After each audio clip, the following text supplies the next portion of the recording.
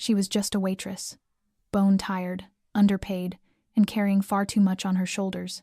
11 hours into her shift, Carla Jensen was still struggling to make it through the evening rush at Dale's Diner, a small roadside restaurant tucked away on the outskirts of Bridgeport, Pennsylvania. Her worn canvas shoes could barely cushion the burning soles of her feet, and tonight's tips were just enough to keep her hoping she could pay the electric bill before the 5th.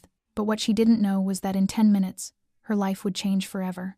Because the woman gasping for air at table 8, clutching her chest, her face drained of all color, wasn't just another customer. She was the mother of one of the most powerful and feared men on the entire East Coast. And when Carla dropped to her knees beside her, pressing both hands to the woman's frail chest with the rhythm she had learned more than a decade ago, she asked for nothing but a miracle. She didn't know that the man standing nearby in a black coat, his eyes cold as ice, was Vincent Moreau, the notorious crime boss, whose name made an entire city bow its head. Carla saved his mother's life. Then she rose, wiped the sweat from her forehead, nodded to the paramedics, and returned to the coffee counter as if nothing had happened. She took no money, no invitation, nothing except the fragile spark of life she had fought to bring back to that old woman's eyes. Yet the moment she refused the envelope of cash Vincent Moreau offered as a thank you was the same moment everything began to shift. Because some debts cannot be paid in money. And in a world built on power and violence, even a small act of kindness can turn into a threat. This is the story of a waitress who saved a life, and unknowingly, saved a soul that had long since rotted in the dark. But what she didn't yet realize was that she and her only son were slowly stepping into the sights of men who never let go once they had taken notice. Carla Jensen was 37, with brown hair always tied back by a frayed fabric band and quiet eyes that held a kind of steady calm. Every morning she woke at 6, made breakfast for Eli, her 16-year-old son, a high school junior, then headed to her first job at the laundromat near their apartment complex. By afternoon, she hurried home to tidy up, help Eli with homework, and change into the beige uniform of Dale's Diner before walking 7 blocks to work. From 4 in the afternoon until nearly midnight, she served cup after cup of coffee, sandwiches hot off the grill, and endless requests for ketchup and pepper with the practiced smile that made customers feel at ease. She wasn't beautiful, but there was something about her that made people trust her, as if she were the kind of person you'd hand your umbrella to in a storm and know it would be safe. Dale's was small. The tile floor creaked. The fluorescent lights hummed, but it was home the place Carla had worked for almost 8 years. There was Dale, the 60-something owner who still listened to the AM radio while counting change.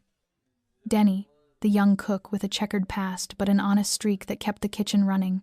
And Paula, another waitress a few years older than Carla, blunt but kind, who always brought mint candy for Eli during the holidays. That night began like any other. Outside, the first winter winds howled through the cracks of the window panes. Carla was too tired to feel anything. She moved from table to table, remembering each regular's order, pouring coffee with one hand while balancing plates with the other. Then, as she turned her back to table 8, the sound of shattering glass and a panicked voice froze her in place. "Carla, table 8, something's wrong." Paula's voice rang from the far end of the booths. Carla spun around just in time to see a glass hit the floor, scattering into bright shards, and everything seemed to slow. By the window, an elderly woman was swaying, clutching her chest, her face pale as paper, lips turning blue.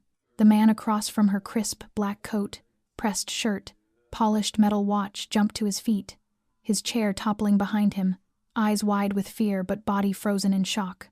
Carla didn't think. The tray in her hands dropped with a hard crack, plates breaking in a sharp echo through the diner's sudden silence.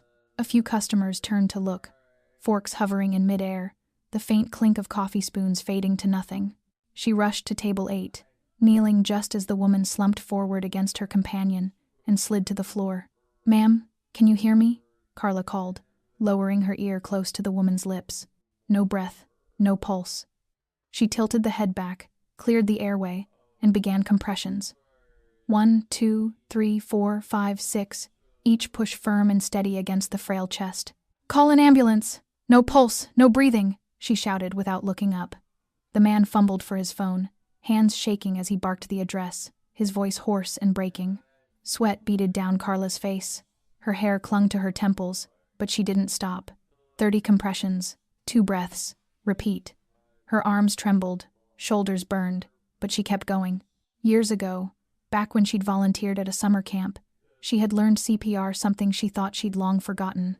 But now, it came back as if her body remembered before her mind did. "Please, please don't give up," she whispered, lips moving in a prayer. The woman's purse had spilled open beside them, glasses, lipstick, a worn leather wallet, but Carla saw nothing except the fading face before her. Then, after what felt like an eternity, the woman coughed, a weak, broken sound. Her chest rose again, faint but real. Her eyes fluttered open, cloudy yet alive. Carla exhaled, shaking, and whispered, "You're okay. Help's coming." The old woman's trembling hand reached for Carla's wrist, squeezing weakly but with intent. Their eyes met, one filled with the fragile return of life, the other with the raw relief of survival. And in that instant, neither of them knew that this touch was not only gratitude, but the beginning of something Carla could never have foreseen. When the ambulance finally pulled up to Dale's diner, Carla stepped aside, letting the paramedics take over. The man followed close behind the stretcher, but before the doors closed, he paused and looked back at her. He said nothing, only stared long and deep as if trying to memorize the face of the woman who had touched the one thing in his world still capable of making his heart tremble.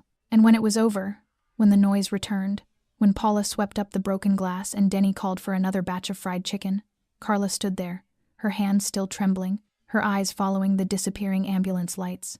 No one knew who that woman was.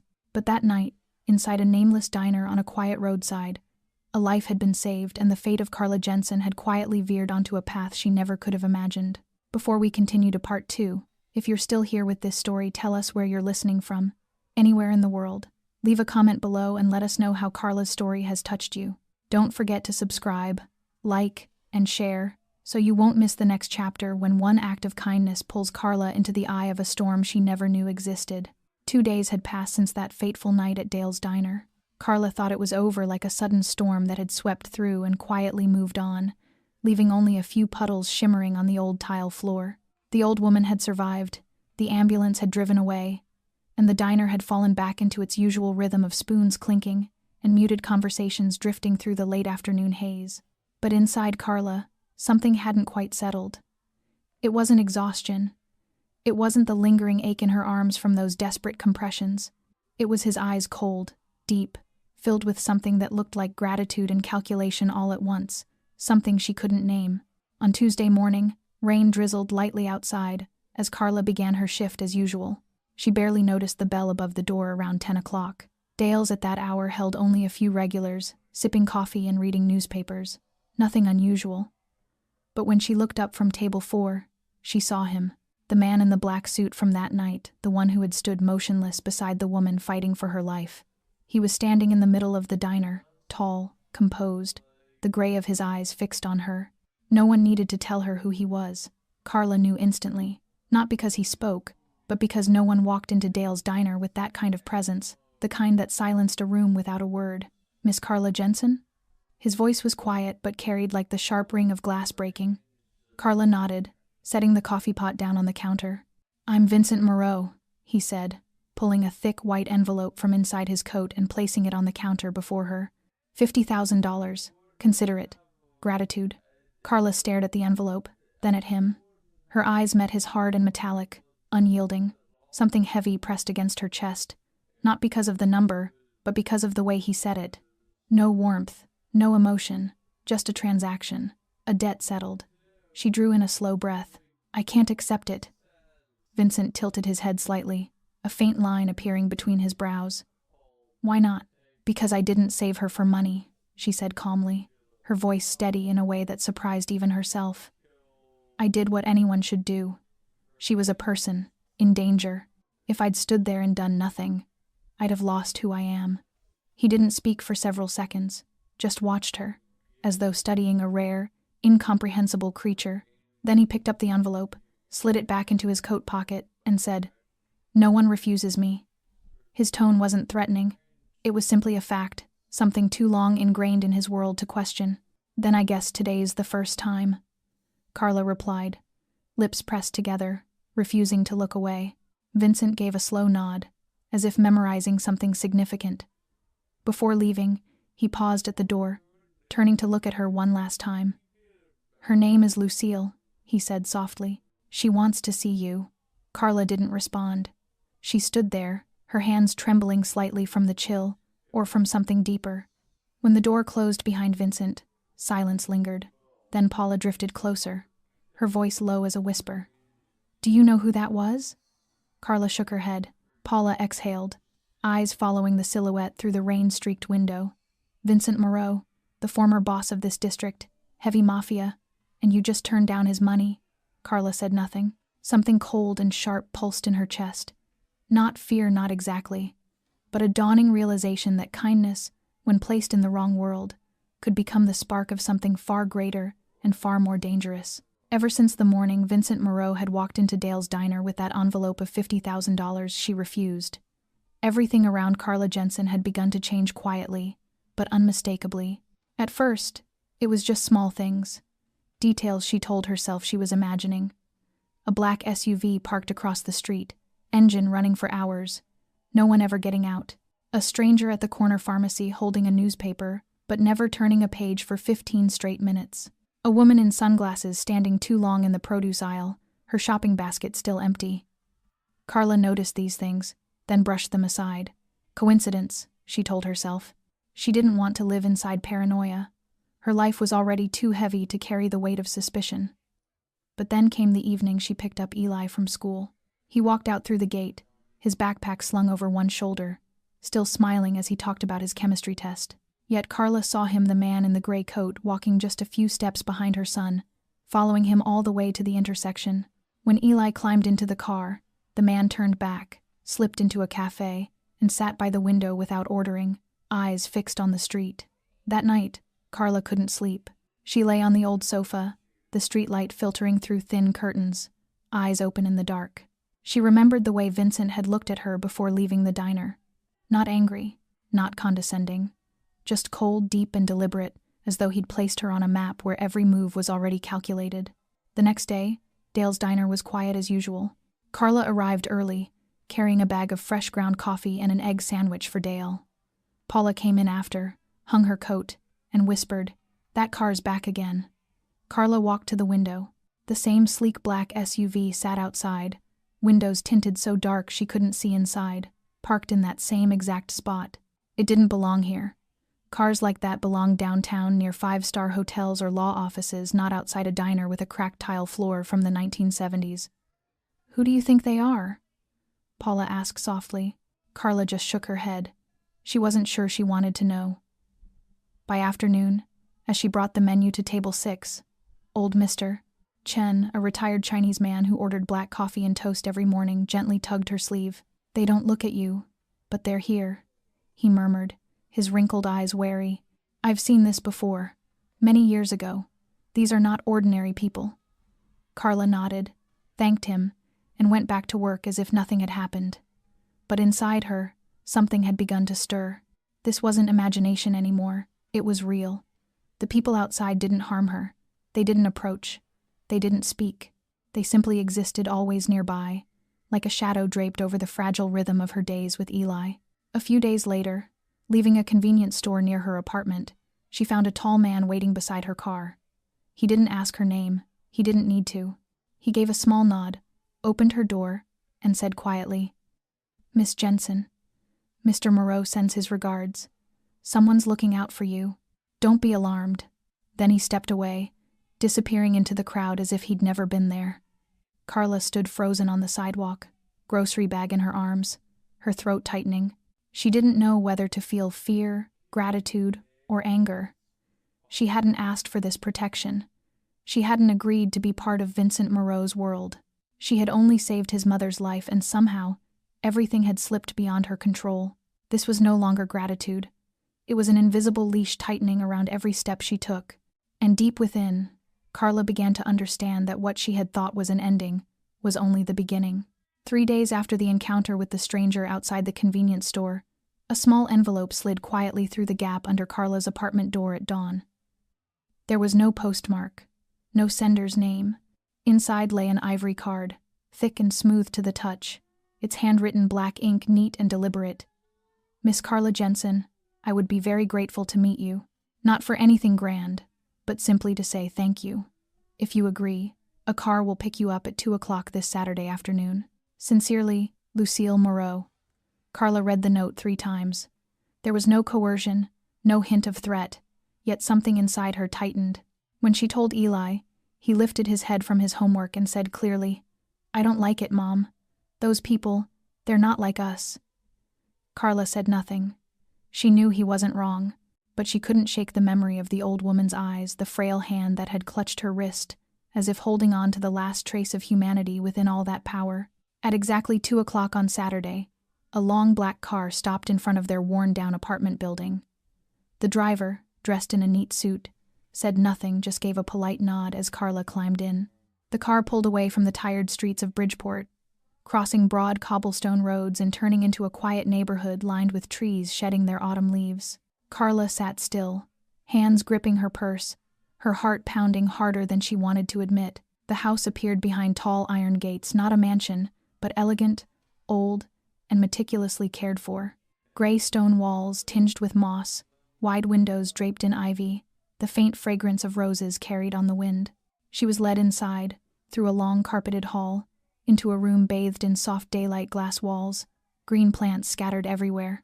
In the center sat an elderly woman in an armchair, a knitted shawl over her lap, silver hair neatly pinned, her eyes bright though her face still pale. Lucille Moreau looked at Carla as if she had known her all along. "Miss Jensen," she said gently, her voice touched with the rasp of age yet steady. "I don't know how to thank you enough." Carla hesitated, taking a small step forward. "I only did what anyone would have done." Lucille smiled, gesturing toward the chair across from her. "I'm afraid you overestimate the goodness of the world, my dear. Not everyone would have acted as you did that night. Not everyone would rush to help a stranger fighting for her life." A housekeeper entered with tea, the scent of chamomile and honey lingering in the air. The 2 women sat across from each other, one with hands roughened by years of dishes and trays, the other with skin lined by time but eyes still sharp with intelligence. "My son, Vincent," Lucille said after a slow sip. "He doesn't know how to handle kindness. He's used to control, to repay, or to retaliate. He doesn't understand what to do when someone saves his mother and asks for nothing. That frightens him." Carla lifted her gaze. "I didn't mean to upset him." "You didn't," Lucille said softly, shaking her head. "That's why I wanted to see you, to tell you that no matter what happens next, you did the right thing. And I am deeply grateful." Tonight, they talked for a while longer about the weather, about Carla's small neighborhood, about Eli and the challenges of raising a son alone. Lucille listened with the kind of attentiveness that made Carla feel, for the first time in years, like someone truly saw her. When she finally stood to leave, Lucille reached out, clasping her hand gently. "Come back when you can," she said. "Not because of debt, but because I enjoy your company." And for the first time in many days, Carla smiled. Perhaps, she thought, not everyone in Vincent Moreau's world was to be feared. Perhaps friendship, even one born from a failing heartbeat, could bloom in the most unexpected places. Carla returned to Lucille's house on Wednesday afternoon after her shift at the laundromat. She wasn't sure what had made her say yes to the invitation, only that after their first meeting, she had carried with her a strange sense of quiet. Not exactly comfort, but something gentler than fear. There was something about Lucille that drew her in, a calm rhythm between them, small, still, but real enough to make Carla want to come back. The day was softly lit, sunlight warm and thin. Lucille wasn't in the sitting room this time, but out in the garden, seated on an old wooden chair, wearing a wide-brimmed hat and holding pruning shears. Carla walked along the stone path, past an arch of blooming lilacs, her soft-soled shoes brushing against the damp grass. "Do you garden, Miss Jensen?" Lucille asked without turning, her voice clearer and livelier than before. Carla smiled, stepping closer. "If pulling weeds and watering plants counts, then yes, a little." Lucille laughed a bright, ringing laugh. Nothing like the polite chuckles of age. "Then you're already better than the last 3 gardeners I hired." They worked side by side among the lavender beds, Carla slipping on a pair of worn gloves, not minding the dirt beneath her nails, the smell of soil, flowers, and sun-warmed leaves wrapped around them. A kind of peace she hadn't felt in years, so different from the hum of washing machines or the smell of frying oil at Dale's diner. "When I was young," Lucille said as she clipped a wilted stem, "I used to dream of a little house in Vermont, surrounded by lavender fields. But then I married, followed my husband to New Jersey, and everything went another way." Carla looked up, Sunlight filtered through the branches, casting soft gold over Lucille's lined face. The older woman's eyes were far away, fixed on a memory too distant to touch. My husband was clever, ambitious. He built everything from nothing. But the cost? She paused, exhaling slowly. Was Vincent's childhood. Carla said nothing. She kept pulling the weeds around a rose bush, her hands steady, her heart open. Lucille continued, her tone low, almost to herself. I tried to protect him from that world, but some things are decided long before we can change them. When my husband died, Vincent was only 22. He stepped in without anyone asking him to. And I've spent my life wondering if I'd been braver. If I'd left sooner, would he have become someone else? Carla rested her hand gently on her knee. I think, she said softly, no matter what you did, to Vincent, you're still the only one he listens to. Lucille turned toward her, eyes glinting with something between sorrow and pride. For the first time, Carla didn't see a matriarch from a criminal empire, but simply a mother lined with years and regrets, still holding on to a fragile hope for the boy she once carried. They stayed in the garden a while longer, speaking less, working more, the soft snip of shears, the rustle of leaves, the sound of birds echoing somewhere beyond the wall. The air smelled of rain and earth, a scent both raw and healing. As the sun began to dip, Lucille rose, brushing the soil from her skirt. Next time, she said, bring Eli. I have a feeling I'll be very fond of him. Carla nodded, smiling faintly, warmth rising quietly in her chest. She didn't know if this was the right path, or where it might lead, but for that brief moment, in that quiet garden, two women, one who had already lost so much, and one still fighting to keep what little she had found each other, not through circumstance or status, but through the silent wounds they no longer had to hide. And sometimes, that was how real friendship began to grow. That Saturday afternoon, Carla brought Eli to Lucille's house, a small promise she had agreed to without overthinking. The boy said nothing during the drive, sitting quietly in the passenger seat with his backpack hugged close, eyes fixed on the passing streets. Carla knew her son cautious, inward, not quick to open up to strangers, especially after his father had walked out years ago, leaving the two of them to struggle on their own. The iron gates opened as before, and the car rolled slowly along the stone path scattered with thin layers of golden leaves. When they stepped out, Eli looked up at the house, then turned to his mother, as if to confirm that the place was real, that it belonged to a world so different from the one they knew. Lucille was already waiting on the porch, wrapped in a cream-colored sweater and a hand-knitted scarf. She smiled at Eli, not too warmly, not too distant, just enough to make him feel safe. You must be Eli, she said. You look so much like your mother. Eli nodded slightly without speaking, his gaze moving over her face with quiet scrutiny. Carla's hand rested gently on his shoulder, a subtle reassurance, before the three of them walked inside. Dinner was simple but inviting: baked pasta, steamed vegetables, and warm garlic bread fresh from the oven. Lucille had cooked it herself, though Carla knew she easily could have had someone else do it. But the atmosphere didn't feel like a dinner invitation. It felt like something closer to a forgotten family meal, something that had once existed before life had shifted its course. What's your favorite subject in school? Lucille asked, as she poured water into their glasses. Chemistry, Eli answered softly, then added after a pause. I'm trying to get a scholarship to the state university. Lucille nodded, genuine interest lighting her face. I once dreamed of becoming a botanist, she said with a small smile. But back then, girls weren't exactly encouraged to chase dreams like that. Eli chuckled quietly. Carla, sitting beside him, felt something loosen in her son, not full trust yet, but the first thin crack in the wall he'd built around himself. After dinner, they moved to the living room, where a piano stood near the wide window. Lucille told stories of her school days in Boston, the night she'd snuck out to hear a jazz concert at 19, and of Vincent as a boy, determined, serious, rarely smiling, but obsessed with collecting pebbles because he believed each one was its own little planet. Eli listened, eyes wide, absorbed. Carla couldn't remember the last time she had seen him laugh. But that evening, when Lucille mimicked her old Latin teacher's pompous accent, Eli laughed a real laugh, brief but bright. Before they left, Lucille pressed a small paper bag into Eli's hands. Just a few old chemistry books I kept from when my husband was alive, she said. You might find something interesting in them. Eli accepted it without hesitation, murmuring a shy thank you. On the way home, Carla said nothing.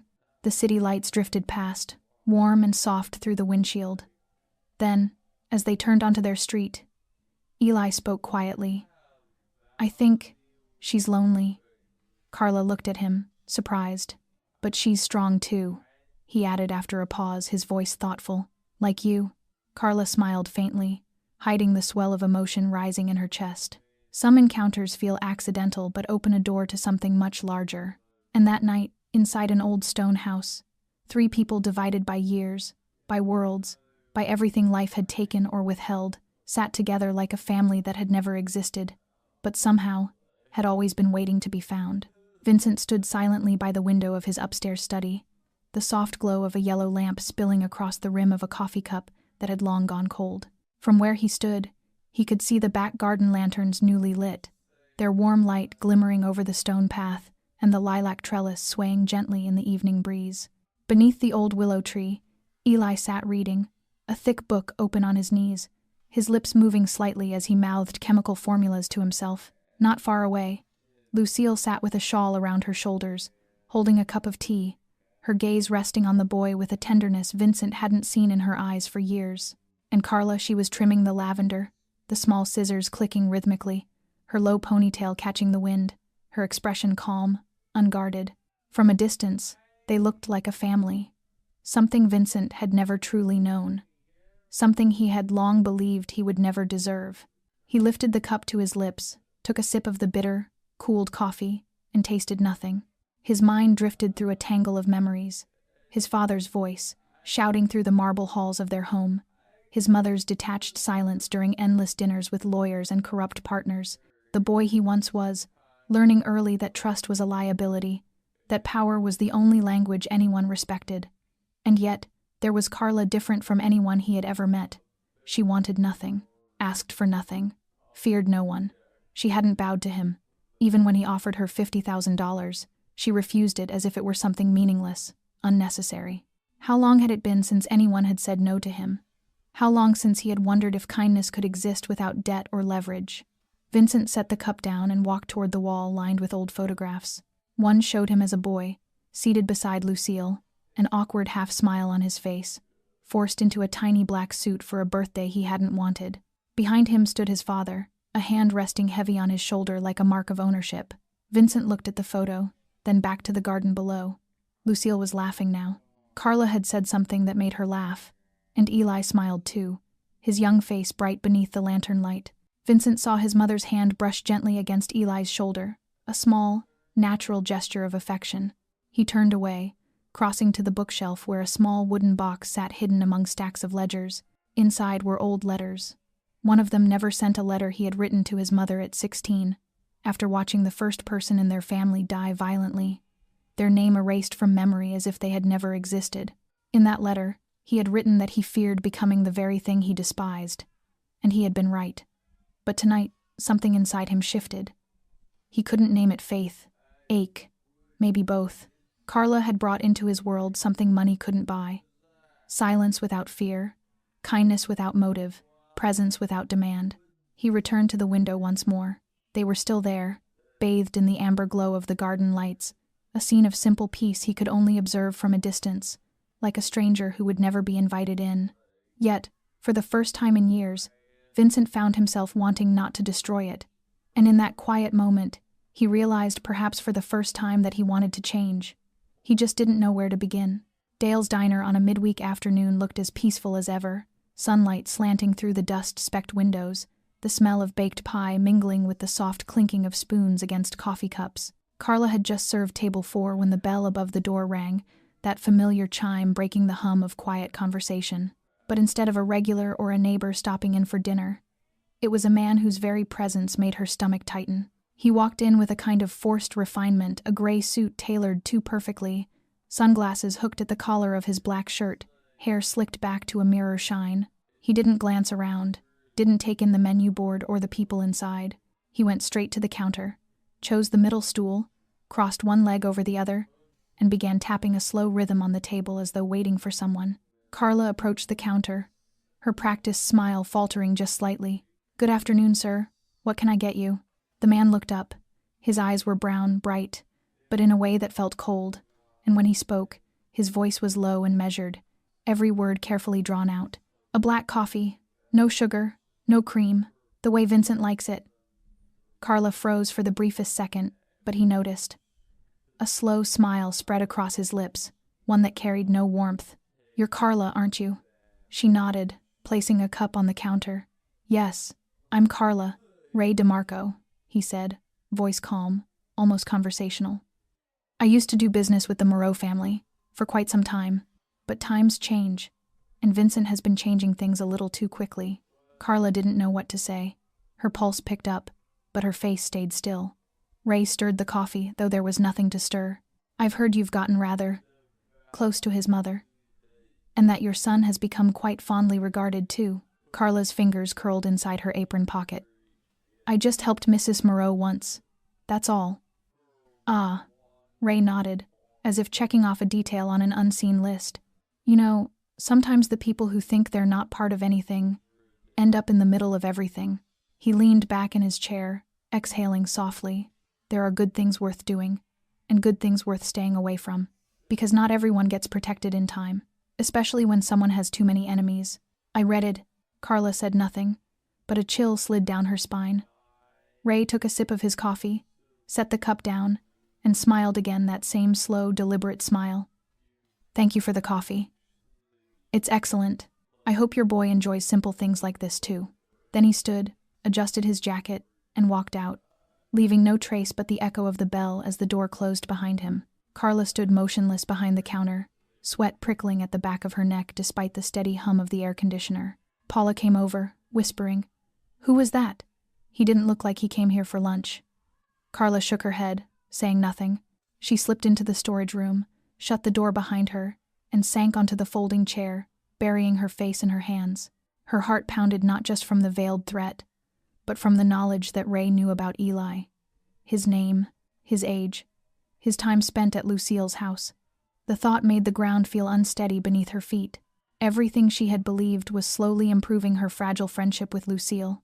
The safety she was trying to rebuild for her son now felt tainted, as if a poisonous fog had found its way into their lives. In the dim light of the storeroom, Carla realized she no longer knew how long she could keep Eli safe. And the worst part wasn't just fear, it was knowing she couldn't rely on the law, or anyone else, to do it for her. She had stepped into a world ruled by power she could never understand. And now, even if she wanted to walk away, she wasn't sure there was any way back. A pale yellow envelope lay neatly at Carla's apartment door the next morning. No one had seen who left it. There was no handwriting, no seal, only a silent object that carried a weight so heavy it took her breath away. Her hands trembled as she picked it up, not from the cold, and when she opened it she went numb. Inside were 3 photographs, one of Eli standing at the high school gate, backpack slung over his shoulder, a faint smile among the tide of students. Another of him eating at the little restaurant the two of them frequented on weekends, and the last of him stepping out of Lucille's house, still clutching the old chemistry book Lucille had given him. Each shot had been taken from a distance, yet was uncannily clear, proof that someone had been following the boy for days. Carla let the envelope fall, sank into a chair, her heart pounding as if it might burst. Her throat went dry and no sound came out. She clutched her head, trying to hold back a rising panic that would not be stilled. Ray's words from the day before echoed like a cold, loaded voice from the bottom of a well. Her son was no longer a safe place. Eli was being dragged toward the world she had fought so hard to keep him away from. Without hesitating, she dialed the number she had sworn never to use, the number Vincent Moreau had left on a scrap of paper after their first meeting. His voice answered after 2 rings. "Carla? He's watching my son," she said, her voice raw. "He sent me pictures. He knows everywhere we go." Silence stretched for a few beats.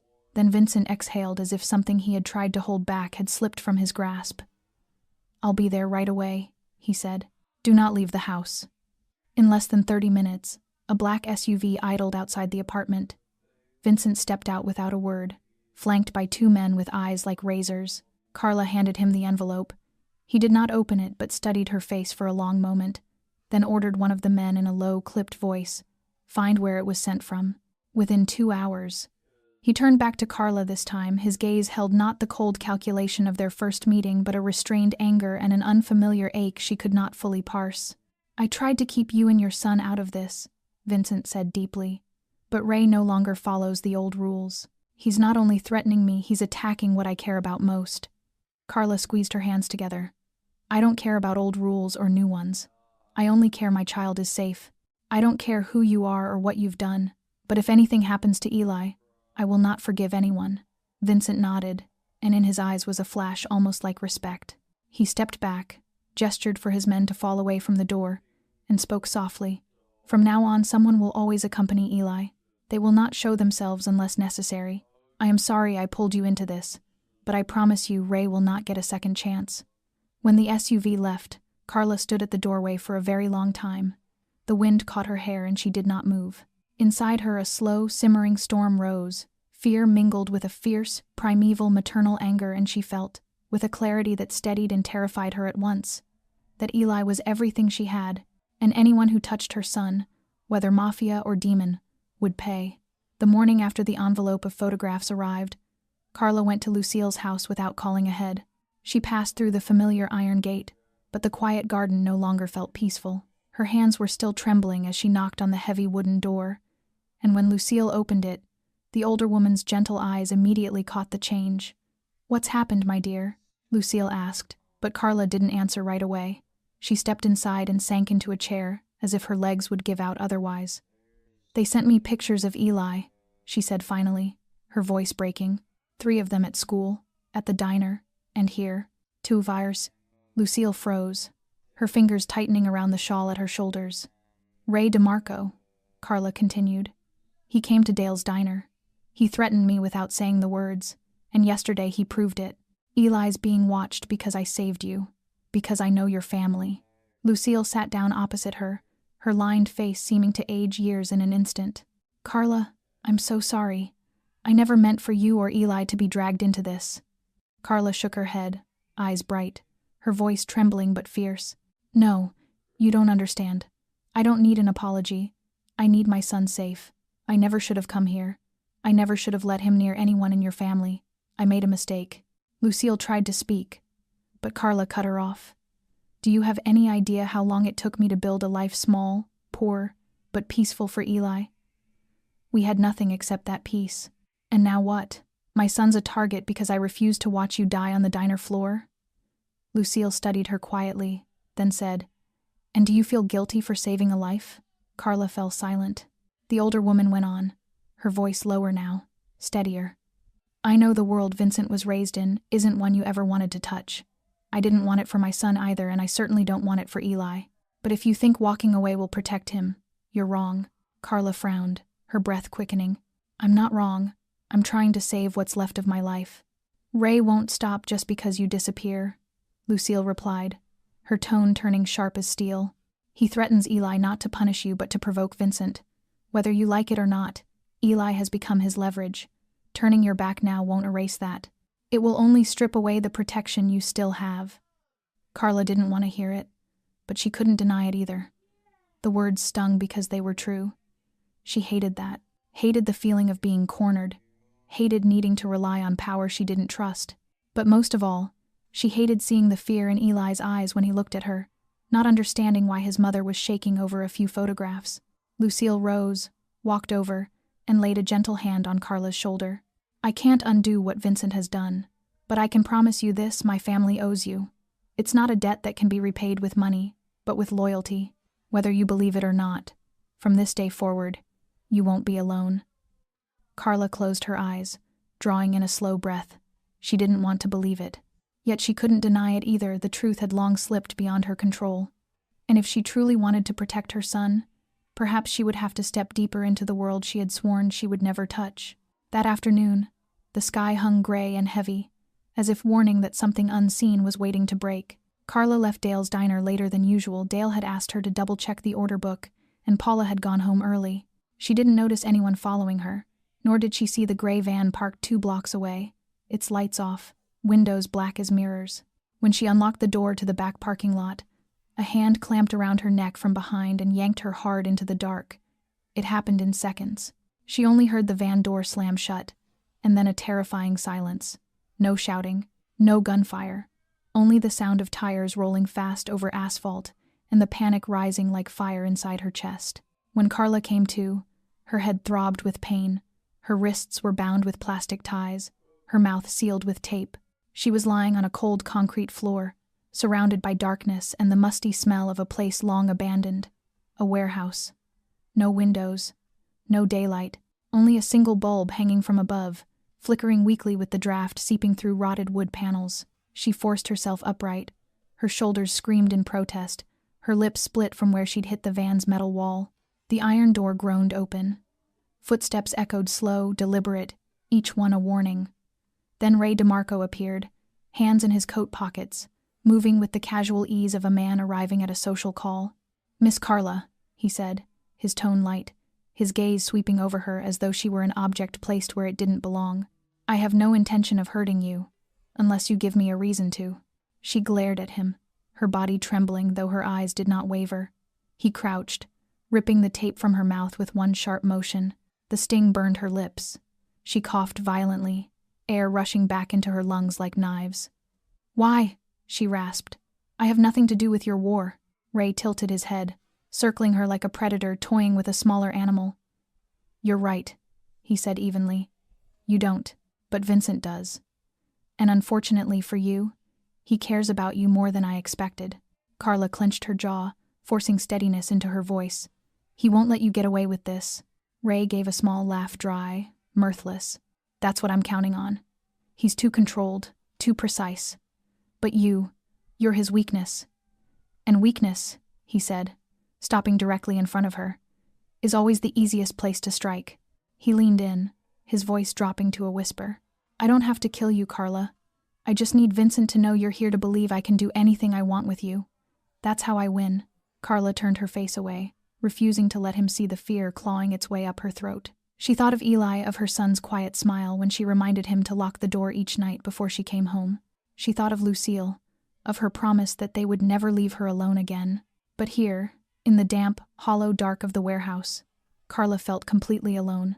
Ray walked out, the door slamming shut behind him, leaving her in thick silence broken only by the pounding of her own heartbeat. She didn't know if anyone would find her or what Vincent would do once he learned. But she knew one thing with absolute clarity. If she got out of this alive, she would never again be the woman who simply survived in the shadows. Not after tonight. Not after Ray DeMarco laid a hand on the world she loved most. And in that moment, amid the cold, the fear, and the darkness, something fierce began to take shape inside her. It wasn't despair, it was resolve. Eli was working on his math homework when the doorbell rang.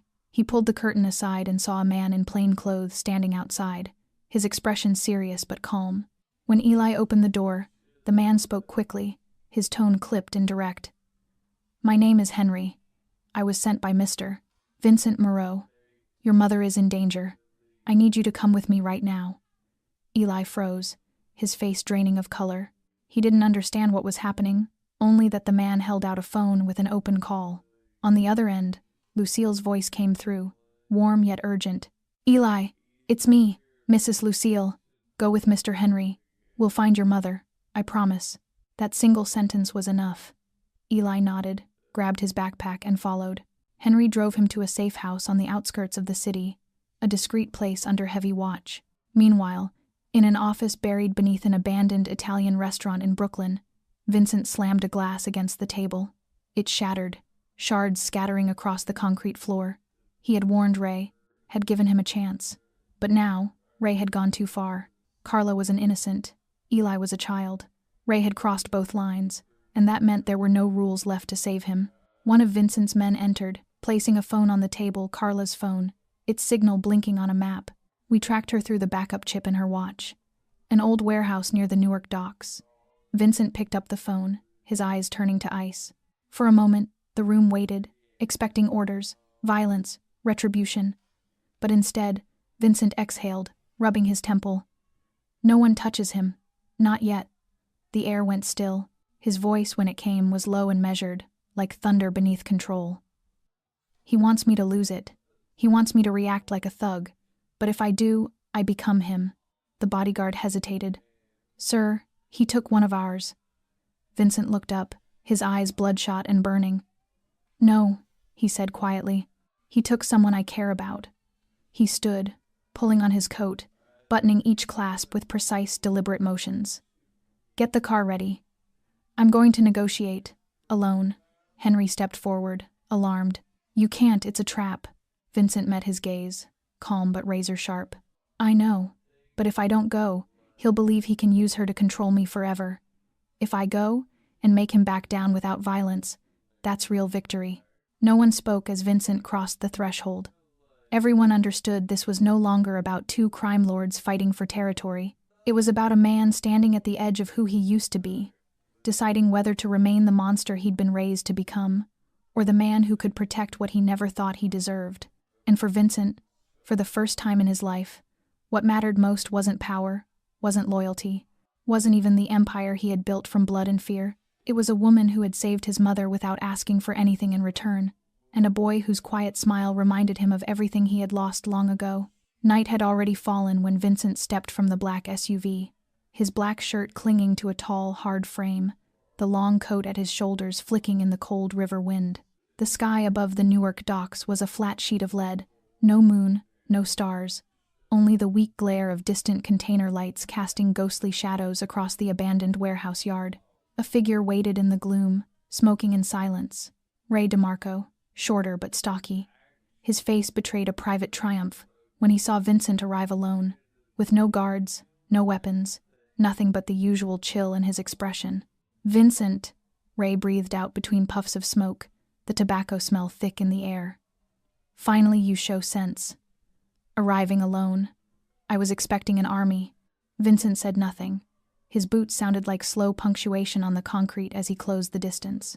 When they stood a few yards apart, he stopped and looked Ray straight in the eye. Where is she? Ray's lip curled. He nodded toward the warehouse to the right. Safe. Not a hair touched. Yet, Vincent did not blink. Let her go. Now. Ray laughed then, a sound that mocked the seriousness in Vincent's voice. Or what? War? With whom? You've only got an old mother, a waitress, and a high school boy left. You're weakening every day, Vincent. Everyone sees it. You're soft. You hesitate. You want to be righteous. Vincent did not flinch. His gaze was a blade, and he took one step closer. You're right. I am soft. But you've made a mistake, Ray. You mistake my coming here alone for weakness. It's not. It's a courtesy. Ray paused, his smile faltering. What courtesy? I came alone because I don't want my men to have to clean up the mess, Vincent said, his voice a low current under the night. You think you trapped me, but I've had this entire dockyard surrounded for the last 2 hours. Every exit, every rooftop, every man you brought here is already in the sights of one of mine. Vincent stepped closer again, their chests almost touching. You're right. I have something to lose now. And a man who has something precious to protect doesn't just get angry. He becomes meticulous. He becomes absolutely fucking ruthless. His voice dropped to a whisper. You have one option. You let her walk out that door. Your men put down their weapons and leave. You disappear. In exchange, I let you live. If you hesitate, if you even think about hurting her, I will burn this entire dockyard to the ground with you in it, and I will not lose a wink of sleep. The air held its breath for a long, suspended second. Ray stared at Vincent, searching his eyes for a bluff, but finding nothing but cold, calculated certainty. The man in front of him wasn't the old Vincent. He was something far more dangerous. Ray sighed, the smoke escaping his lips in a defeated cloud. He pulled his phone from his pocket and typed a terse message. Fine. My people will release her. He tried to muster one last bit of bravado. But don't think I'm afraid of you, Vincent. I don't care if you're afraid, Vincent said, turning away as the iron door of the warehouse began to groan open. I only care that you're gone. The iron warehouse door screamed open, the sound cutting through Carla's mind like metal against bone, and a flood of white light from the flood lamps outside forced her to squint. She had been sitting motionless for hours, her head resting against the cold wall, legs numb, wrists burning where the ties had dug into her skin. When her eyes finally adjusted, she saw a man step inside a stranger's face, but his gaze steady and calm. Carla Jensen? He asked, his voice firm and clear. She nodded, her own voice rough. I'm here. Without another word, he sliced through the bindings with a knife and caught her as her exhausted body swayed. I'm with Vincent. You're safe now. Carla said nothing. She didn't cry. She didn't speak. She only looked up at him with the hollow, distant eyes of someone who had survived a storm her soul hadn't yet caught up to. Outside, she saw the familiar black SUV idling by the curb. Vincent stood beside it, the streetlight cutting across his face, revealing tension carved deep into his features. But the moment he saw her, something softened in his eyes. He moved forward quickly, silent, and opened his arms. Carla collapsed against him, her body giving way at last, as though only now was she allowing herself to break. Vincent held her tightly, not with the hands of a man who once ruled a city, but with the arms of someone who had nearly lost the only thing he could never replace. She trembled, tears spilling in silence, not from weakness but from release, the raw, wordless unburdening of everything she had carried too long. In the car, no one spoke as they drove away from the warehouse. There was only the rhythm of their breathing, the low hum of the engine, and Vincent's hand brushing lightly against hers, a quiet promise that from this moment on, no one would ever hurt her again. In the days that followed, Carla didn't return to Dale's diner. She stayed at Lucille's house at the older woman's insistence, and though every loud sound still made her flinch, she knew she needed time not just to heal her body, but to mend the quiet fractures left inside her. Eli came to visit every day, wrapping his arms around her without asking questions, just sitting beside her, reading, sometimes holding her hand as if to remind her he was real, he was safe. Vincent appeared each late afternoon, bringing small meals, scattered stories, and a searching look that asked, without words, whether she was a little stronger than yesterday. He never mentioned Ray, never spoke of the warehouse or the deal. He didn't have to. A few days later, during a private meeting with his remaining men, Vincent gave a single, final order. From this day on, Ray DeMarco no longer existed on the map of New York's underworld. Ray vanished, erased as if he'd never been. Some whispered he'd been sent out of state. Others claimed he'd been buried in silence. But Carla didn't care. She didn't want to know. What mattered was that Eli was alive, that she was breathing even if her nights were haunted by flashes of rope, darkness, and the phantom sting of fear. Yet as sunlight began to slip through Lucille's windows each morning, as Eli's laughter drifted through the garden, as Lucille's weathered hand rested gently on her shoulder, and Vincent sat quietly nearby without saying a word, Carla felt something returning. Not the woman she once was, but someone new, stronger, braver, ready to fight for the life she loved. She had walked through hell and come back not whole, but alive. And this time, she would live no longer in the shadows. A week after Carla's rescue, on a chilly mid-October morning, Vincent entered the meeting room beneath the old restaurant that had once served as the Moreau family's headquarters. The room was, as it always had been, one long wooden table, a pale yellow chandelier, familiar faces gathered around it, men who had fought at his side through countless battles, names tied to power, fear, and blood debts. But this time the air felt heavy in a different way. Vincent wore no suit. He came in a plain white shirt with his sleeves rolled up. No watch, no rings, no outward symbols of authority. When he sat at the head of the table, every eye fell to him, expecting a plan of vengeance, an order, the next bold move after the Ray incident. Instead, he was silent for a few measured seconds, then looked at them with a voice low and clear and said, "I will step back." The room seemed to freeze. Some exchanged glances as if they had misheard. He repeated himself not as a declaration but as a command. "I will step back. As of today, I will no longer oversee any operations connected to this family. No more weapons, no more dirty money, no more secret deals."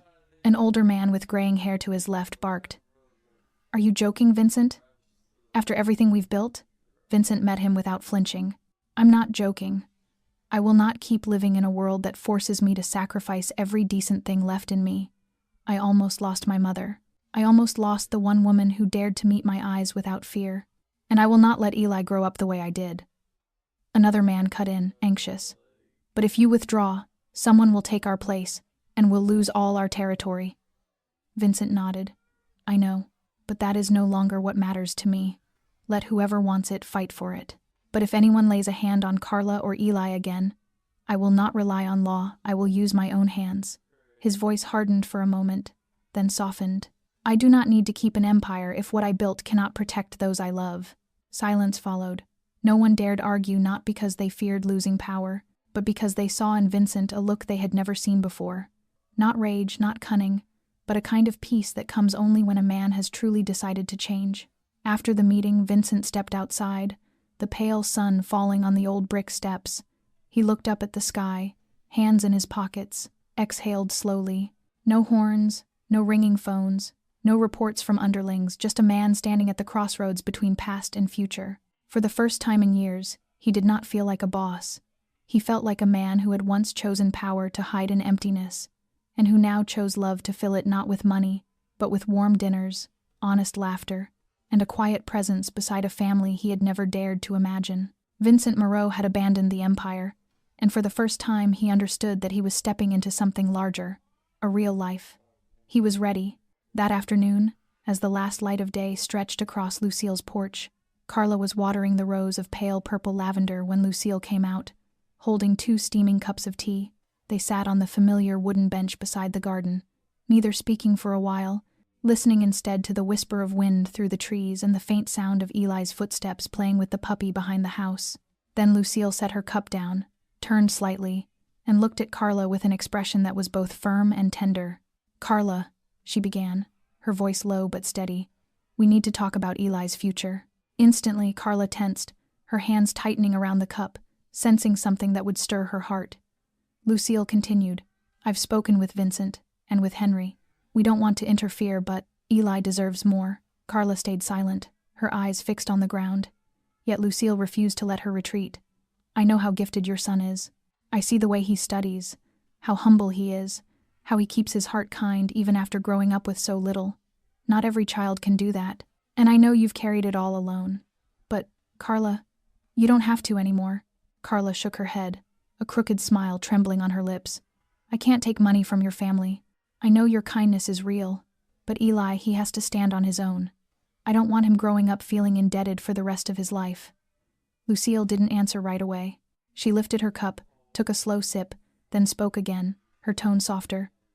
"Carla, I'm not offering Eli an easy path. I'm offering him a chance, a full scholarship from an anonymous fund. No one will know where it came from. No strings, no debts, just a bridge to cross a wide river.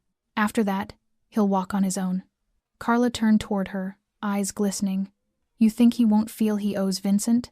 That he won't think his mother traded this for—" Her voice broke off. Lucille laid a gentle hand over hers. "You didn't trade anything, Carla. You saved me without asking for a thing. You've protected Eli with every ounce of strength a mother can have.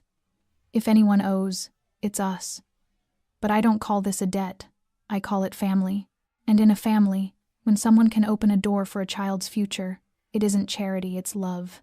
Carla looked down at her palms, roughened and scarred from years of labor, from a life that had demanded too much.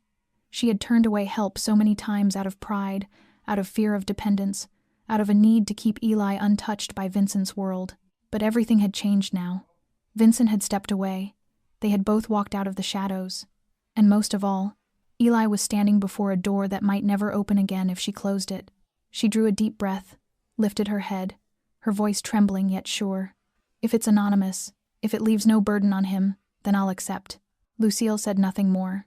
She simply smiled, soft as an autumn breeze, and nodded. They sat there a while longer, 2 women at opposite ends of life, yet joined by the same quiet wish to shield a child from the world's cruelty. And when Eli came running toward them, his face bright with hope, Carla knew she had chosen right. Not the easy choice, but the brave one. On Monday morning, Carla stood outside Dale's diner, fingers wrapped tightly around the worn handles of her handbag, her eyes catching the reflection of the small roadside cafe that had been her second home for so many years.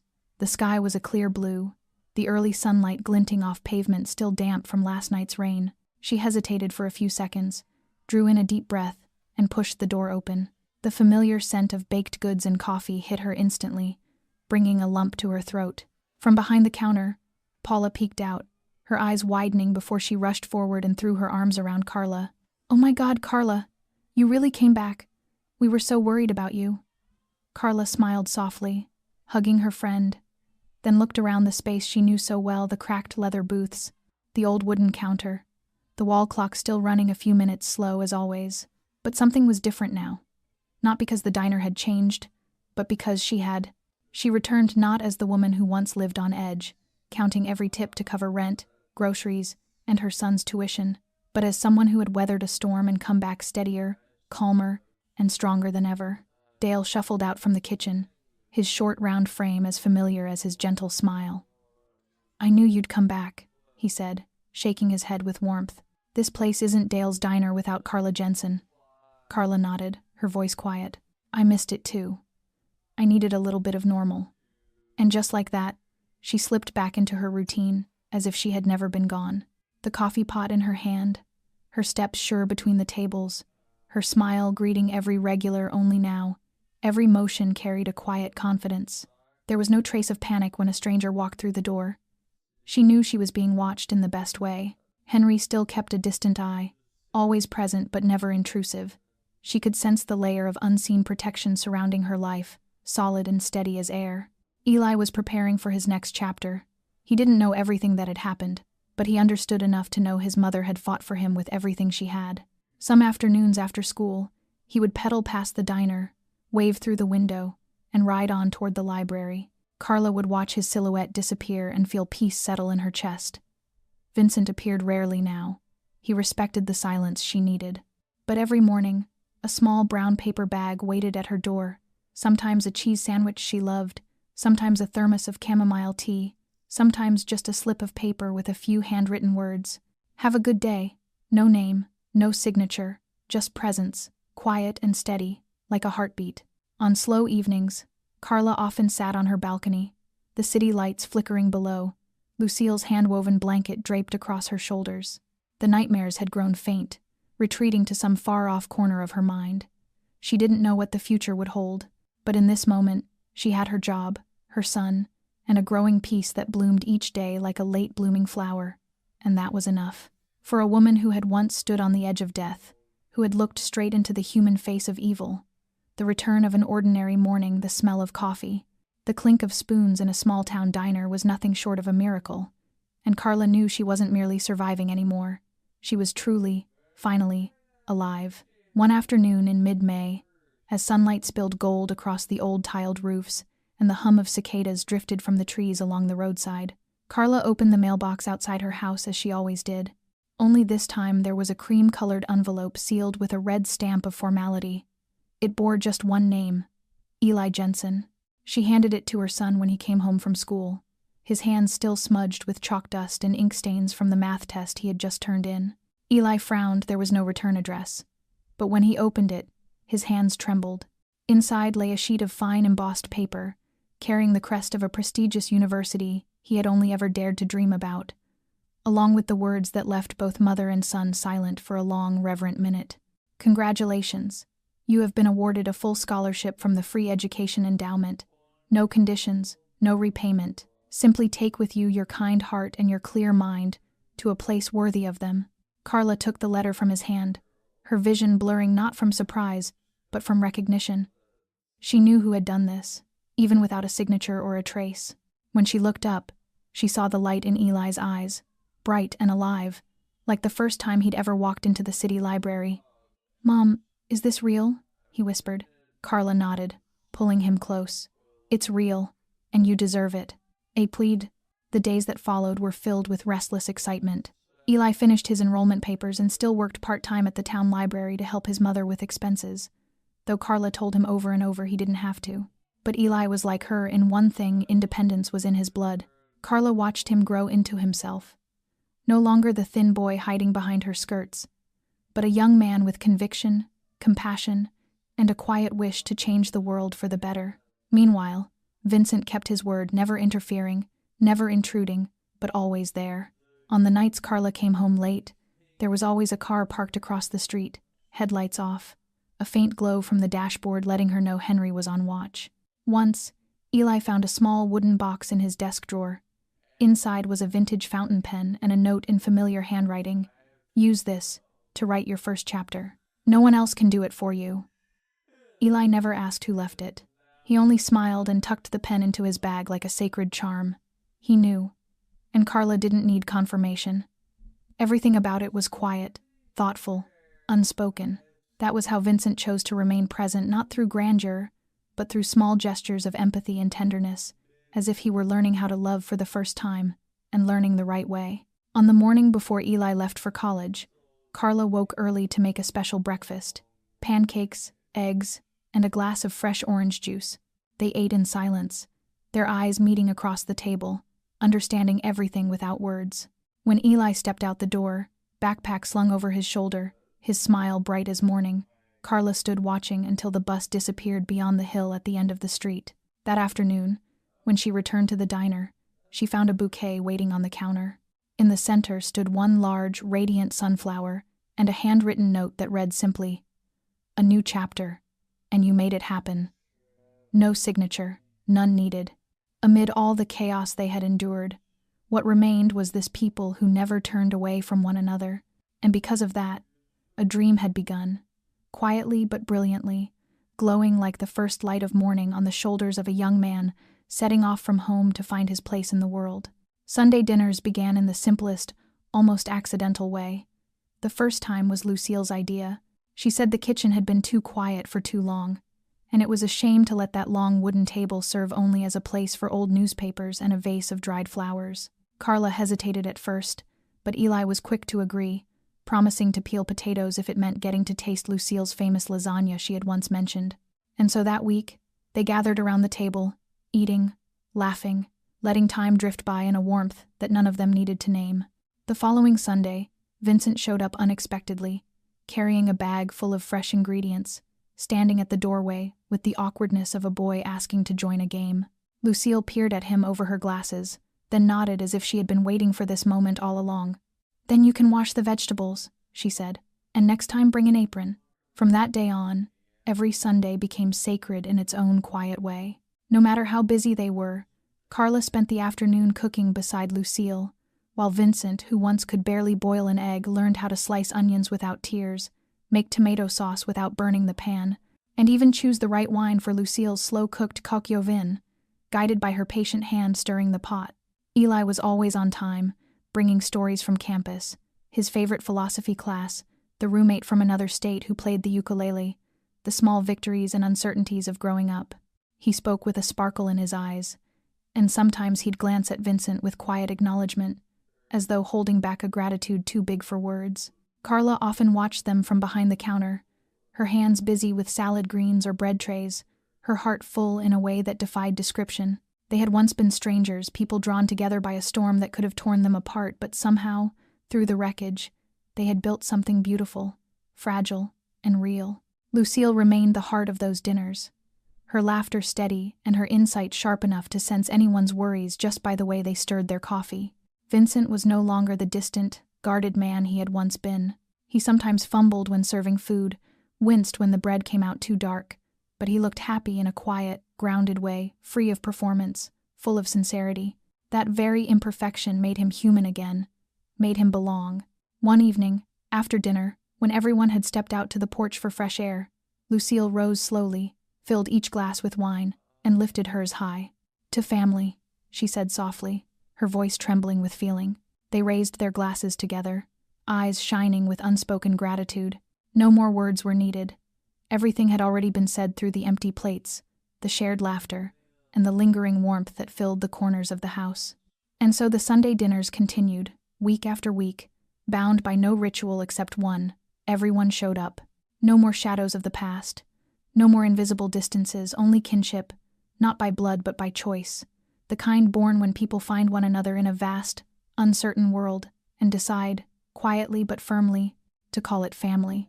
That night, after Eli and Vincent had gone home, Carla and Lucille remained on the porch, each holding a cup of chamomile tea, the warmth seeping through their palms into the soft chill of late spring. The yellow light from the living room spilled gently onto the porch, softening the darkness between the two women, one older, one younger, yet perhaps closer now than they had ever been. Carla looked up at the sky, where the stars shimmered faintly through the canopy of trees, and spoke in a low voice, as if confessing something she had kept hidden far too long. "Lucille, there are times I've thought, I owe you and Vincent too much. So much that sometimes I don't even know how to live rightly anymore." Lucille didn't answer right away. She took a slow sip of tea, letting the floral scent linger in her throat before she spoke, her tone calm and deliberate, the way she always sounded when something truly mattered. "Carla, you don't owe anyone anything. Gratitude is a beautiful thing, but a debt of kindness is not meant to be carried." Carla turned the cup gently in her hands. "But without you, without Vincent, Eli wouldn't have what he has now. I wouldn't be sitting here watching my son head to college, with a full scholarship and a future I never dreamed possible. Lucille placed her hand over Carla's, firm but tender. You would, my dear, because you planted the seeds of it yourself. You raised Eli with love and discipline. You saved my life without hesitation. You turned down money to keep your dignity. You gave me a reason to believe this world still has good people, people who choose what's right, not because it's easy, or because they expect something in return, but simply because it's right. Carla looked down at her hands, the calluses from years of labor still visible, and her gaze softened. Then, what do you think kindness really is? Lucille smiled, as if she had been waiting for that question all her life. Kindness isn't a gift from the strong to the weak. It's a bridge, Carla. A bridge both sides build together, each stepping out of their own shadow to meet in the middle. The breeze swept gently through, carrying the scent of damp earth and lavender from the garden. Carla said nothing more. She leaned back in her chair, eyes tracing the thin ribbon of the Milky Way stretching across the sky, and somewhere inside her, the idea of debt and gratitude began to shift. They were no longer burdens, but threads woven from decency, choice, and light. No one owed anyone anything. They simply held on to goodness together, because sometimes a single act of kindness doesn't just save a life, it saves the belief that humanity is still worth holding on to. And that, in itself, was enough. That evening, Lucille's kitchen glowed once again. The scent of roasted chicken filled the air. Laughter rolled in from the dining room as Carla set the plates and Eli helped Vincent with the salad. It was another Sunday dinner, but there was something different tonight. Something in the air that made everyone quietly aware this was a milestone. When dessert was served, Eli stood up, holding his glass of apple juice. His voice was deeper than usual, and his hands trembled slightly as he stared at his palm, summoning courage. Then he looked up, eyes glistening with honest emotion. I know there are things I don't fully understand, he began. But I want to thank all of you, because what happened to our family didn't make me bitter. It made me grow up surrounded by kindness. Because of Mom, because of Grandma Lucille, and because of you, Uncle Vincent. Thank you for not giving up on us. The table fell silent. Carla reached over, gently clasping her son's hand. Lucille watched him with tender pride, while Vincent set down his fork and knife slowly, nodding. Then he stood, lifting his glass, his tone calm but resonant. Eli, you're right about one thing, he said. Real kindness isn't something people give when life is easy, it's what they choose when the world around them isn't kind. And I want to tell you something. For years, I thought power meant making others fear me, obey me. But I learned that true power is making people trust you, feel safe with you, and choose to stay by your side. That's the kind of power no gun or money can buy. It's family. It's the quiet choice to love. Art. Vincent raised his glass higher, meeting every pair of eyes around the table. To family. The sound of clinking glasses broke the silence, soft yet profound. It was both an ending and a beginning, a new chapter born not from survival, but from grace. No more shadows, only light shared among those who had learned to carry it. The story of Carla, Eli, Vincent, and Lucille wasn't a fairy tale. It was the story of people who, despite everything, chose to stand on the side of light in a world that often feels like darkness. And perhaps, in the end, it's these small moments, the Sunday dinners, the simple thank yous, the laughter over imperfect meals that prove kindness is real. It changes lives quietly but deeply. And you, what about you? How does this story make you feel? Does it remind you of someone in your life? Someone who showed you kindness when you least expected it? We would love to hear your thoughts. From the heart. Leave a comment below and share what this story means to you. If this story touched you, please like, share, and subscribe to our channel to join us in listening to more heartfelt stories every day. We truly value every view, every comment, and every minute you spend with us. Thank you for being here. We wish you health, happiness, and peace in every day that passes. See you in the next story.